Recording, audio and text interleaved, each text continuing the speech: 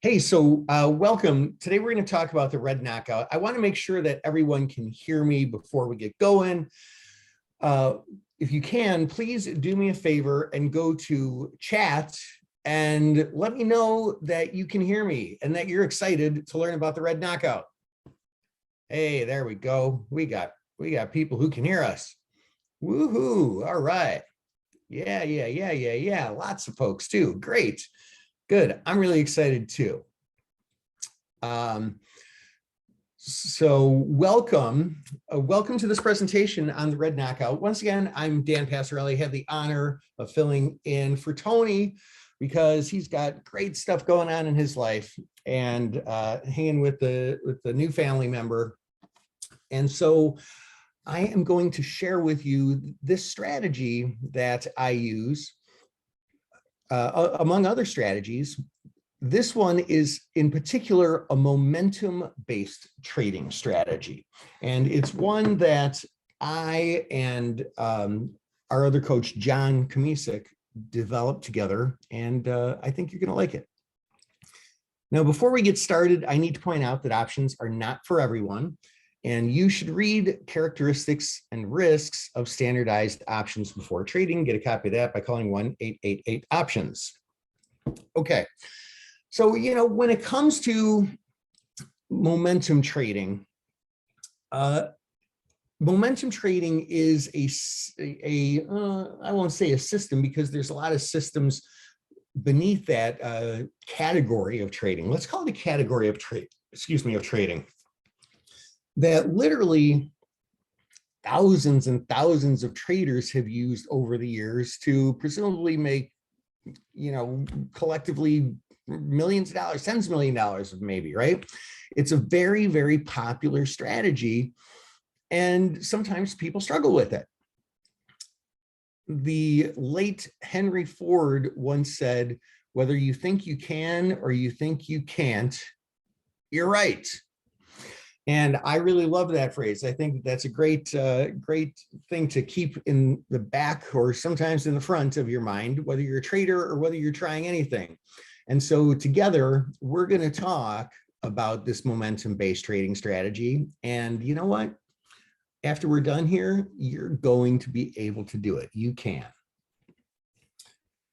This is what I would call an evolved system. All right. So John, who's a coach with me, he was trading this for many, many years. It started from, I don't even know where it came from, but we decided that we wanted to share with the world a system that we found works. And so we sat down and we started working on it even more, right? We did some tests. We did some thinking about it. We thought about, well, how can we make this even better? How can we make this really great? And so it became this system that sort of evolved, and it evolved into what I'm going to share with you today.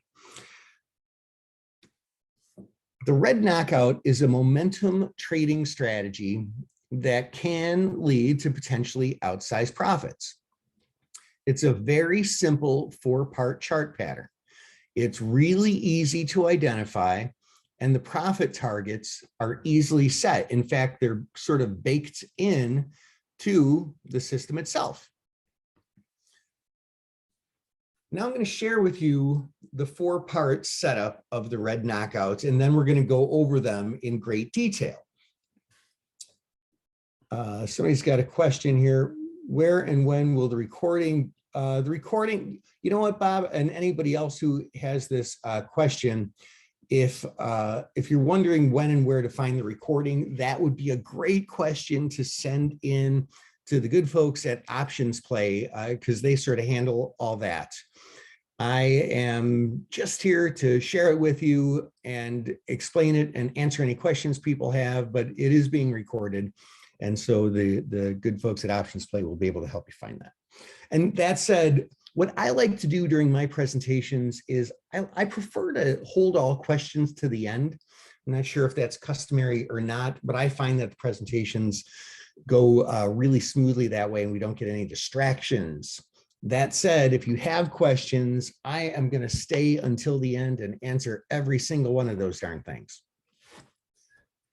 All right. So in the red knockout, there's 4 parts to it. First is what is called the setup candles.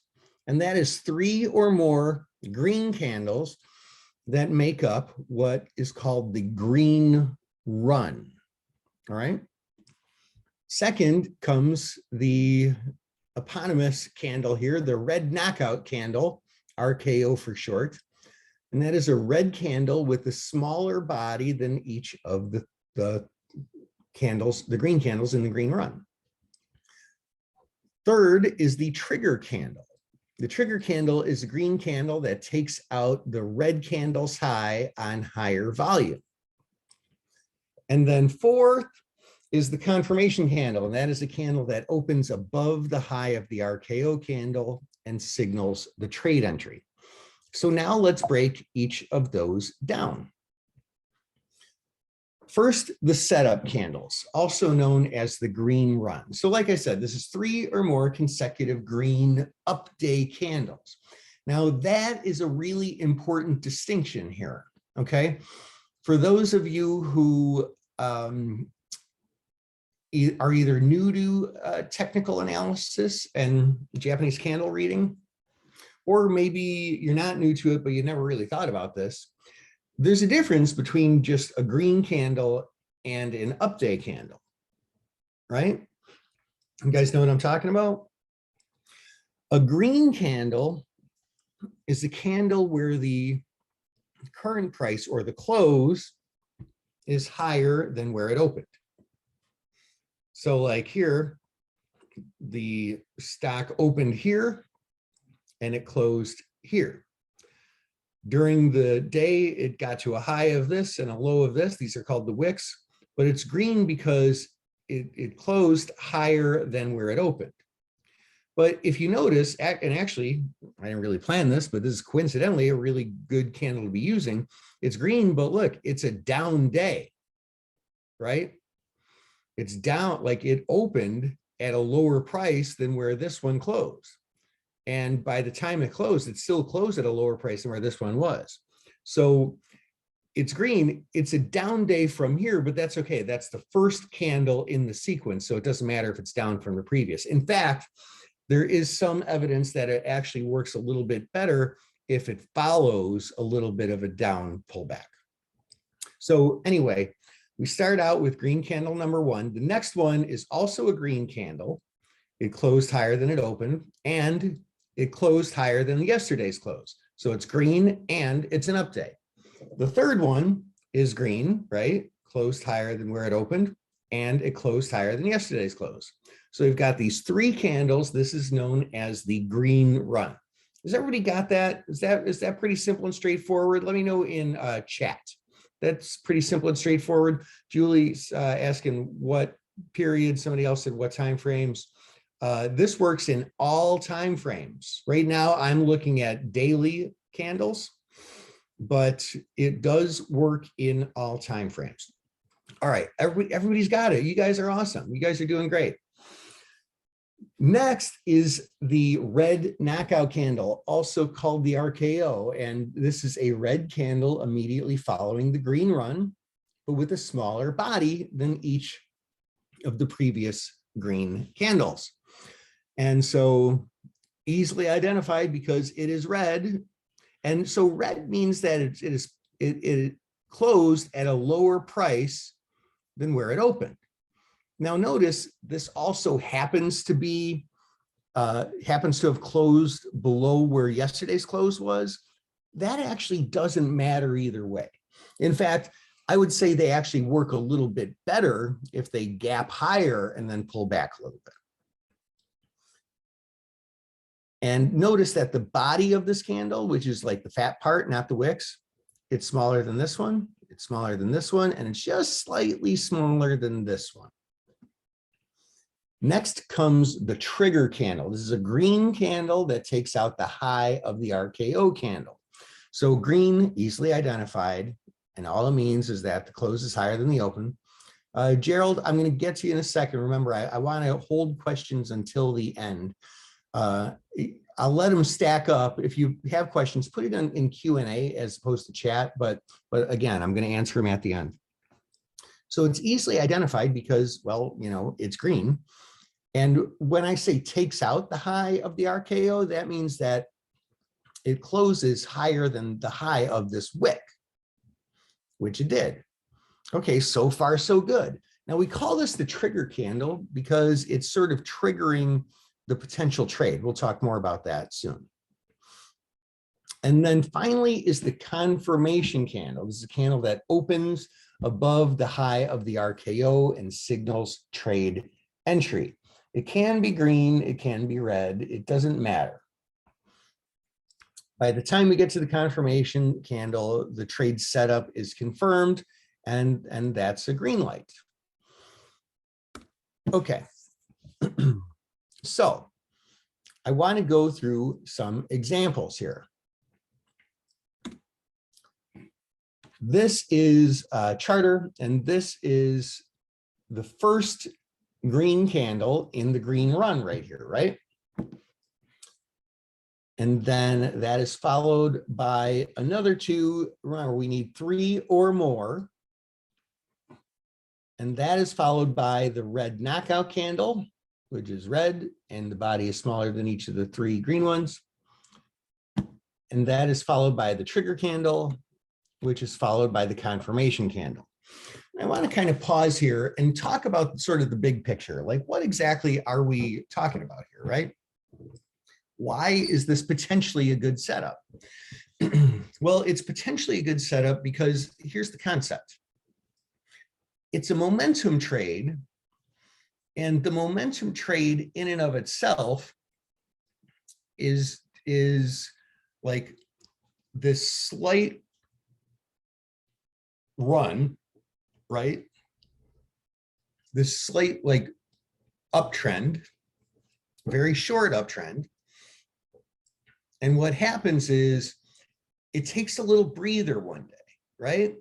It kind of has a mini pullback just to rest. And then after that, the upward momentum continues on. And then we need one more day to confirm that the setup is accurate. We've done some back tests, and getting in on just the trigger candle always yields poor results. So what's the concept here? We're playing momentum. We've got momentum here. It takes a breather and the momentum follows through. We call this the trigger candle because, you know, it's kind of like, if you think of like a marksman, right? Like he's sitting there, he's waiting, and I don't know how they do it. I'm not a marksman or anything, but you know, I think they say like 1, 2, 3, fire or something, right? So like when they're like 1, 2, 3, and like they're getting ready, like they put their finger on the trigger, they're getting ready, and then once it's confirmed, then it's fire at will, right? All right. Let's break this down even further. Whoops. So this green run, you know, mini uptrend, mini upward momentum, there's a couple of things here. One is it's best executed following sort of a downward move, or at least a flat move, which is kind of what we have here. I mean, we kind of had like, you know, some pretty good down moves. I mean, we did have this one up day, but then we had these red candles that they happened to be up day, or did they happen to be up days? No, this one was a down day. This one, I guess, was an up day, but you know, like the trend really starts here. Now, one thing that we have identified is the red knockout can work well on its own, but we found that it works a lot better when it goes through key moving averages. And we've tested it on the 200-day, 50-day, and 20-day. If it goes through any of those, it is a more solid candidate. Next, the the red knockout candle. So I referenced that as being like a mini pullback, right? A breather. And that is exactly what we have here, because look, like you seldom see just 20 up day green candles in a row. Like it's just not natural. It's just not normal. If you do see that, it's probably going to burn itself out and pull back pretty well, right? So there's always sort of this natural ebb and flow. And that's what we have here. But the whole concept of this is like, is that red candle a pullback and it's going to like reverse, or is it a breather? And that's where the trigger candle comes in. And this establishes, no, look, we are heading back higher. And then finally, yes, it's confirmed. And as you can see, I mean, if you were to hold on, you know, for a while, I mean, you can really squeeze a lot out of this. I personally don't like to squeeze a whole ton out of it. I like to be a lot more conservative and take profits early. And I'm going to talk about exactly how to set those profit targets in a second.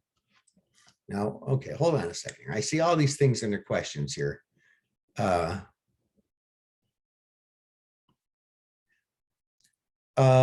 Would that be an inside bar?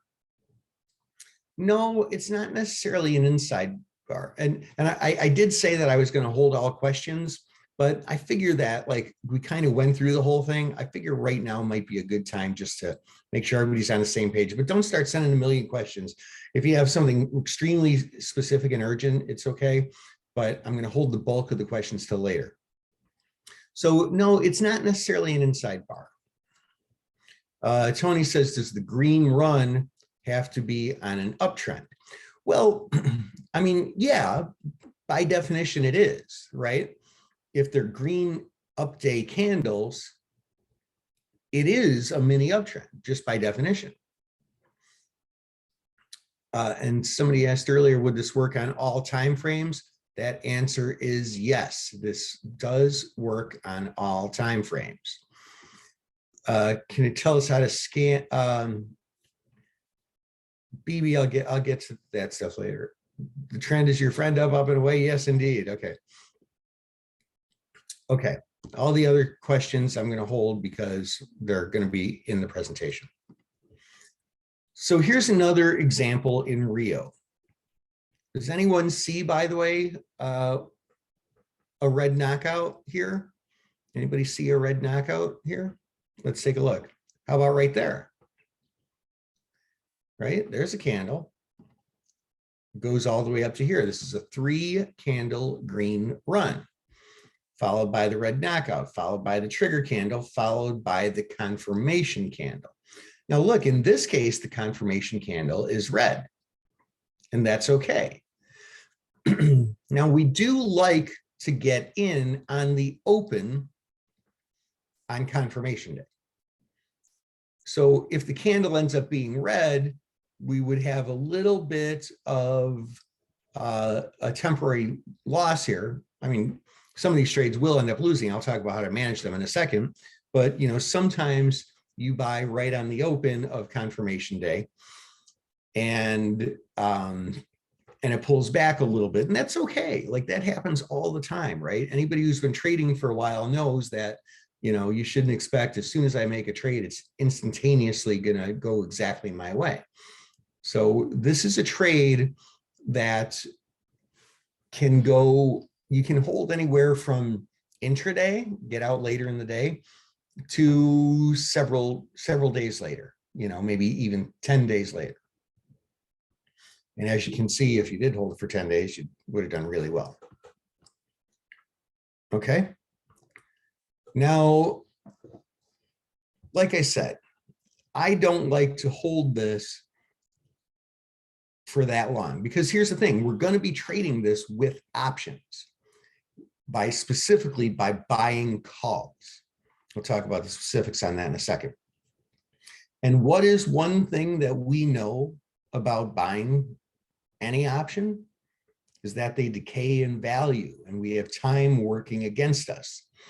So we want to get out as soon as we can. And so we set a profit target in advance. All right, let's look at Exelon.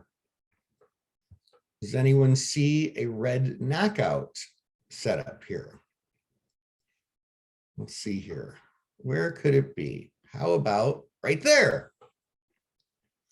So in this case, we have 1, 2, 3, 4 green run candles.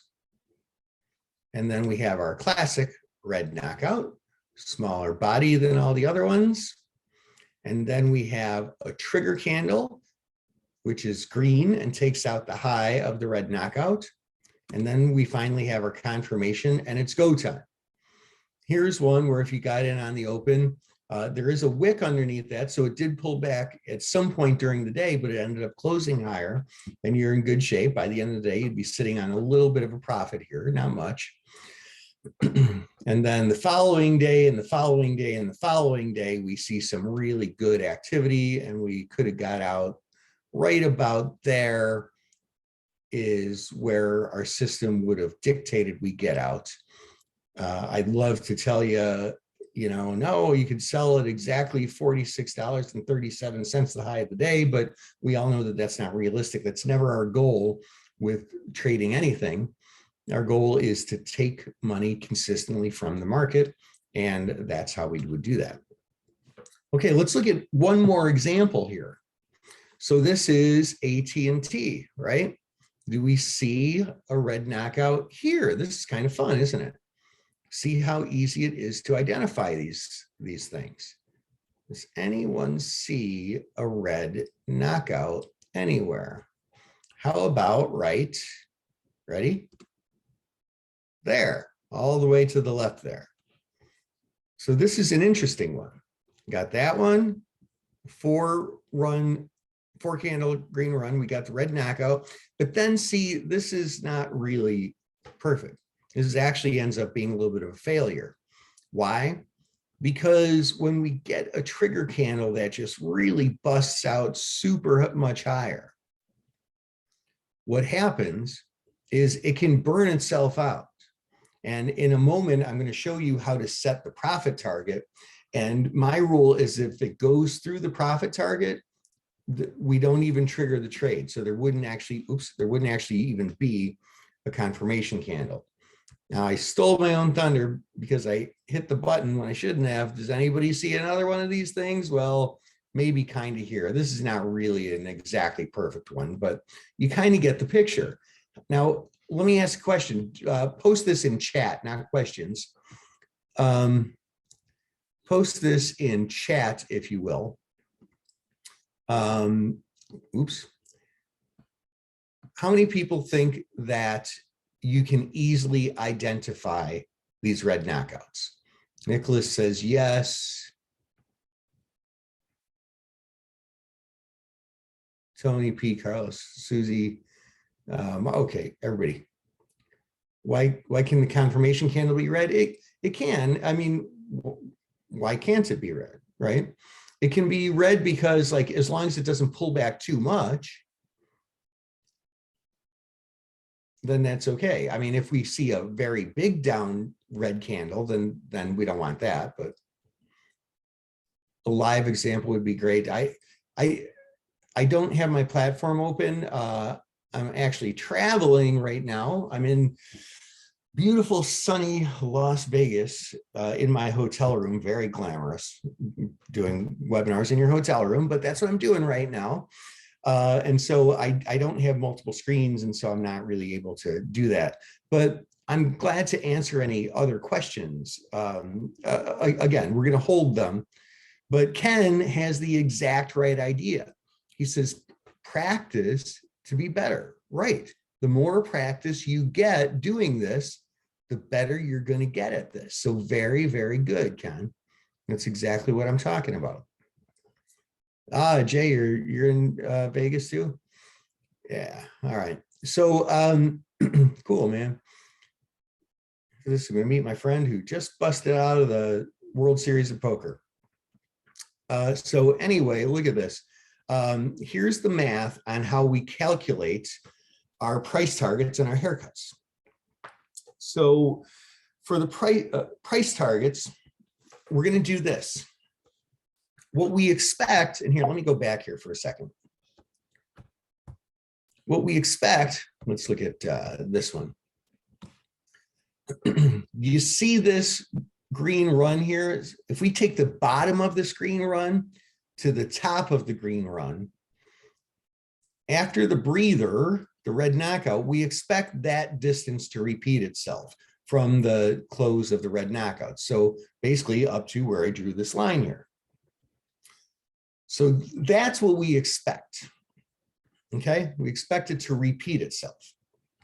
But in trading, we like to be conservative. We don't like to put all our chips, you know, in one basket. Wait, do you put all your chips in one basket?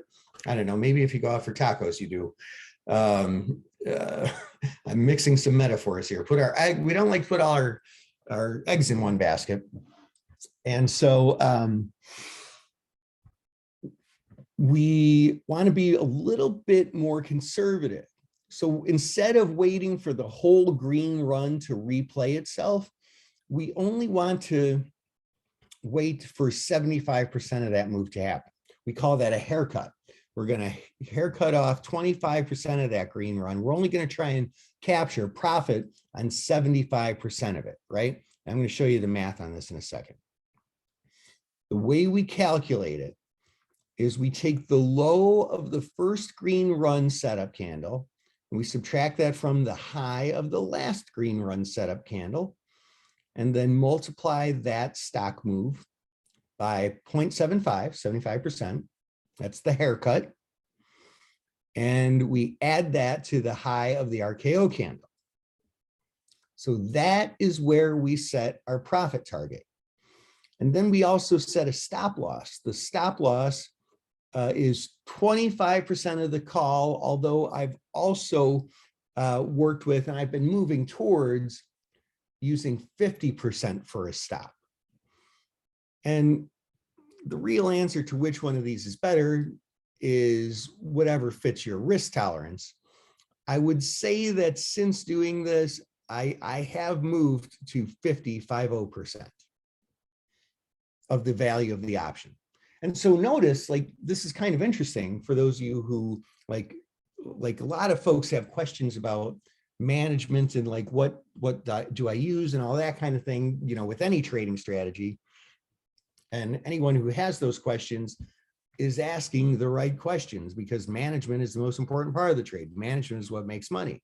What's interesting about this one is that the profit target is calculated based on the move in the stock, whereas the stop loss is calculated based on how much of the value of the call is lost.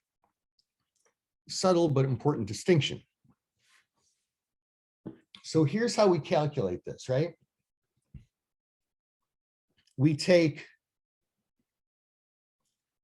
the low here, the high here, right? So so the high is 125.32 minus 114.70 equals $10.62. So after the high of the red knockout, we're looking for a continued run of $10.62. But we want to be conservative. So we're going to haircut that. We're going to multiply it times 0.75 because we want to try and capture 75% of that $10.62. That comes out to $7.96. If we add $7.96 to the high of the red knockout candle, that gives us $132.51, which is where I'm setting the profit target for this trade. See how easy that is? Look, you can do this on a handheld solar calculator that you buy for $5.99 at Walgreens. Very easy. Very, very easy. Let's try another one. So here's the high of $35.65. That's the high of the green run. minus the low of the green run, which is $30.64. That's $5.01. So we expect to capture 75% of that. 501 times 0.75 is $3.76. So we're going to add $3.76 to the high of the red knockout, which is $34.90. And that's going to give me $38.66. See how easy that is? Now, what if the trade goes the wrong way? What if it goes against us? If it does, that's okay. That's going to happen sometimes, right? Like we all know, like trading, that's going to happen sometimes. If it does, we would set a stop on, let's call it 50% of the value of the call. So maybe I buy these calls for $1. If the stock rises, you know, if I take my profits at $34.90, which is $3.76 higher above here, you know, I mean, if I'm getting in on this day, I'm probably getting in somewhere around 36 and change, you know, 36 and change. So I'm looking to make like $2.50 move on the stock price. We tend to use like somewhere around a 40 delta call. I'll tell you more about that in a second. 40 delta times $2.50 ends up being 80, ends up being $1. We could make $1 or lose 50 cents, right? You make enough trades like that and you can end up being in pretty good shape. All right, now as far as selecting the trade, here's what we do. I pick the monthly expiration. So we're always doing this using options. To be fair, if we're talking about like a $5 or less stock, I might consider just using the stock, especially if the options are a little bit illiquid. So if I'm going to be using the options, I'm going to be buying calls in the monthly expiration with more than 15 days to expiration. Got that? Monthly expiration with more than 15 days to expiration. And which calls do I buy? The ones somewhere between a 50 delta and a 30 delta. My sweet spot is kind of like 40, 45 delta. Basically closest to 45 delta is what I'm really looking for. That gives me high gamma. It does give me high theta, so I don't want to be in this trade forever. But it gives me high gamma, which means that if there's a good size move, I can get some pretty good profits. Where do we use this? We use this on all time frames. I typically trade this on daily candles, but you can use this on weekly, on monthly. If you're a longer term trader, you can use it on hourly, half hour, 15 minute, 5 minute, doesn't matter. You can use this on any asset class, stocks, ETFs, even futures, currencies. You can use it on crypto, anything. Now, a couple of key tips here. First, we want to avoid earnings, okay? If earnings is coming up in a couple of days, we're not going to put this trade on. If earnings just happened earlier today, we're probably going to hold off. It's best if the pattern goes through a key moving average. The key moving averages are 20, 50, and 200. And this does work best when the overall market is heading up, which is a pretty key identifier. If the market is having a down day or is in like a downtrend, you're not going to see a lot of these trigger. And the ones that do, they're going to have some of the wind taken out of their sails. We want to, like, look, with any trade, we want to get edge. We want to get every single thing working in our favor that we can. Okay. Wow, we got through this in exactly the amount of time that I wanted to. That's fantastic. So I am going to go over to the Q&A box, and I'm going to take your your question. Last time we received an email with recording. Right, Sandra. Yeah. So BB says, so BB, like, look, just keep an eye out for these things. Like, I'm sharing this with you so that when you see this setup, you'll know what to do with it. You'll be able to very easily recognize it. You'll know how to trade it. You'll know why it works. And it's just like another little tool in your toolbox. Rock, yeah, I shared the exit strategy. Good. Gopal says, in the same chart going back on the left side of the chart, there were 3 green candles, 1 red candle, and the stock cratered after that. Oh yeah, you're talking about AT&T, right? Yeah, we talked about that. That's because like that would have been up on Rio.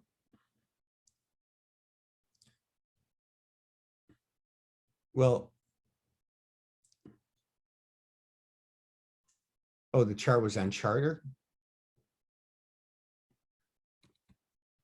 No, let's go back just for you, Gopal. I don't think so. I don't think it cratered immediately or anything.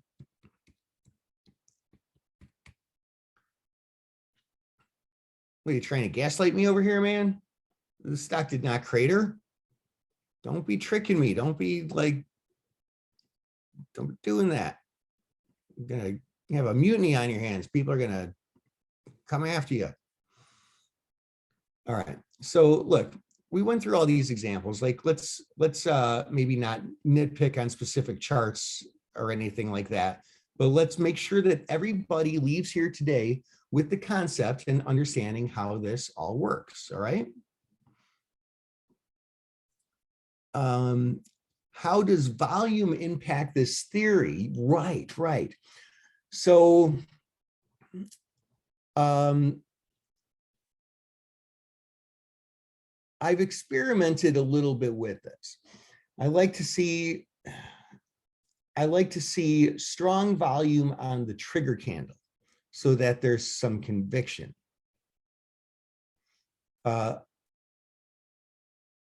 Yeah, volume plays into it a little bit, but it's really not a key factor. Let's just leave it at that. Is the RKO candle the same as a hammer doji? No, it doesn't matter. It doesn't matter if the body is at the top or bottom of the range. So it's not necessarily a hammer.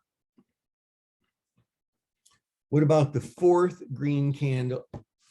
I don't know. I don't know about the 4th green candle. We're not going back to look at other slides. Ken says some of us older people might need a magnifying glass to see your charts could be a lot larger. Yeah, my eyesight is for crap too, Ken, but you're getting the idea. You're getting the idea. Andrew says, but how do you find them when they happen? Right. So look, like it's like anything else, right? It's like anything else. I mean, like somebody mentioned a hammer pattern, right? Hammer patterns is not one that I typically trade, but and different people have different methodologies, but typically with a hammer, you would see the stock heading a little bit higher leading up to a hammer doji, and then the hammer would be on high volume, and then you'd expect to follow through, or no, you would expect a reversal, right? Different people trade it different ways, but like, look, like, how do you find them? I mean, you find them when you find them. Like, to me, like, I do have certain strategies that I love to trade and try and look for every day. But sometimes when I'm going through charts of stocks, it's not something that meets my criteria, but I might see, oh, hey, look, there is, just for your example, there's a hammer pattern. In this case, hey, look, I see an RKO. And as soon as you identify it, then you know what to do. So yeah, Tony, you must ask this before I showed you how to calculate the target price. So I think you got it now. At what point in the chart is the trade placed? So that's a good question. It's placed near the open on confirmation day. For the calls, how many days to expiration? Right. So maybe asked this before I answered. Oh, you know what? I don't think I gave a conclusive answer. We trade the, no, I did. We trade the monthly expiration, so not the weeklies, the monthly expiration with more than 15 days to expiration. So if there's a monthly with 16 days, you trade it. If there's a monthly with like 60 days, you know, there's going to be a shorter expiration than that. You know, there'll be one with 30 days or something. So the shortest monthly expiration that has more than 15 days. Oh, Daniel, you joined late and missed most of it. Man, you got to come earlier, buddy. Will this be made available? Yeah, all like the technical questions. Like I am honored to be a guest here today, filling in for my friend Tony, and chatting with the OptionsPlay family. So any technical questions about slides and recordings and YouTube, definitely ask the good folks at OptionsPlay, and they will be able to answer all those questions for you. I'm just the guy who shares trading ideas. Mark says, can this strategy be used as the green knockout to go into the other down in the opposite direction? Yes, great question. It can be used. Now, the green knockouts don't work quite as well as the red knockouts, but they do work sometimes. I suspect that the reason for that is because in the long run overall, the stock market tends to go up, right? So there's probably a little bit of a disadvantage there, but in more bear markets, the green knockouts can work really well, potentially. Heighton, I hope I said that right. If I didn't, I apologize. Does the trigger candle and confirmation candle need to be right after the RKO? Yes, it has to be right after the RKO. These all have to be consecutive candles for this. Mahmood says, nice webinar. Could you please stress up the call expiration date? Yeah, I think I did that, right? It's the monthly expiration, the shortest monthly expiration that has more than 15 days. Carlos says, to add to the probability of success, would it be better if the price was above the 100 or 200-day moving average, for example? Yes, the 20, 50, or 200 is what I use. So yeah, you would definitely add to your probability of success if that's the case. Tony says, do I consider IV? Yeah, so I do with most of my trades. What I prefer is I prefer to see cheap implied volatility. Now, how do you measure that? Well, I'm actually going to do a webinar on that. If I'm not mistaken, that one's next week. So you'll get a lot of information on that next week. But basically, you know, the short answer is it works best if implied volatility is in the lower half of the 6-month range and below historical volatility, and there's no earnings or anything coming out. So yeah, I love that you're thinking ahead, Tony. Would you repeat the condition on the confirmation candle? Yeah, it opens above the high of the red candle. That's really the only condition. Different Tony says, hi, Dan, do you ever use vertical call debit spreads or bull put spreads using this concept? Yeah, I love that. So I do. And here's when I do that. Sometimes, you know, like in my example, I was like, okay, you buy this call for $1. And that's fine. It's $100 of real money, right? If you're a 5-lot trader, it's $500, no big deal. You know, maybe if you're buying the call for $5, you know, you buy 1 or 2 or 5 of them, you know, you're in for less than $2,500. But what happens if we're looking at Google or Amazon and the call is trading for $55, right? That can be a lot for, especially for a small account. So in those cases, I would use a debit spread and I would buy that same, you know, I'd probably buy more like a 50 delta call, and I would sell a call, you know, like the short call in that call debit spread would be positioned where my price target is. So good thinking, Tony. I like that, man. I like it. I like it. Dean says, Dan, are you aware of any way to get your trading platform to help identify? Yeah, I mean, there may be, I mean, for the sake of this webinar, Dean, let me just leave it at like when you find them, you know, when you come across them, because look, man, like you will come across them, right? Like a lot of traders just flip through a lot of charts. I mean, could there be shortcuts? Yeah, but for the sake of this webinar, I'm going to leave it at when you find them, you can trade them.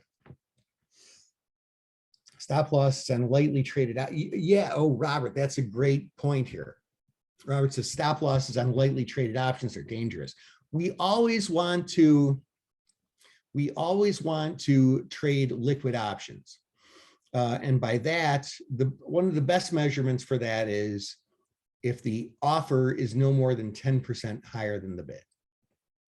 We also like to see,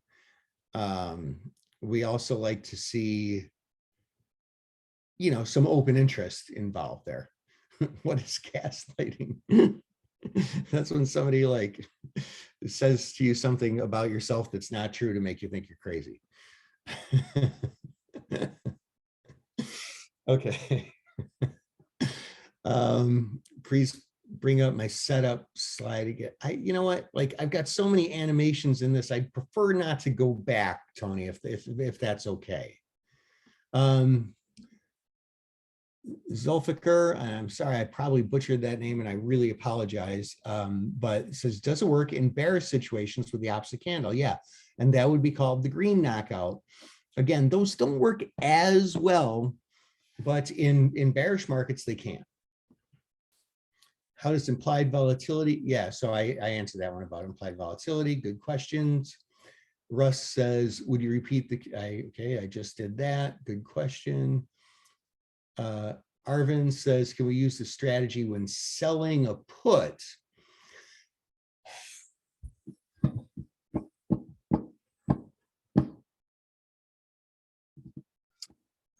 You know, Arvind, I've honestly never considered that, but one thing I will say is that, you know, momentum strategies, like we're looking for a pretty good move. And so selling a put has limited profit, but, you know, big loss potential. So my initial thought is no, you wouldn't want to sell a put. I mean, on the other hand, if you plan on keeping it for, like, if it looks like it might take some time for it to play out, you'd have time on your side. Yeah, Arvin, that's a really good question. I hadn't considered it. I suspect the answer is no, but I always like to test things. Where did I? Okay. You had a great rock guitar riff in your old videos. Oh yeah. No, I wish that was an original composition. I do play music, but that was not an original composition. Do you ever consider using vertical spreads to reduce? Yeah, okay, we talked about that, Frank. Good. I love the way you're thinking. Somehow, oh, there it is.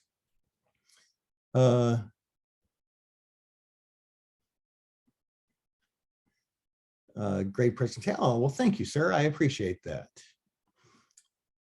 Sorry if you already mentioned, but what would be the win percentage of the strategy? We've made some changes and we're back testing it now, so I don't have a great answer for you. I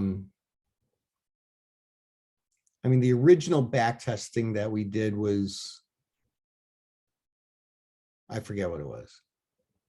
Maybe it was below 60%. It was above 50%. Other than that, I don't know. But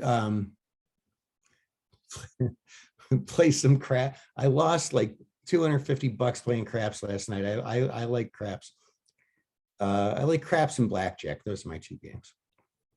And have you tried long butterflies since you have a, Fernando, that's interesting. Have we tried long butterflies?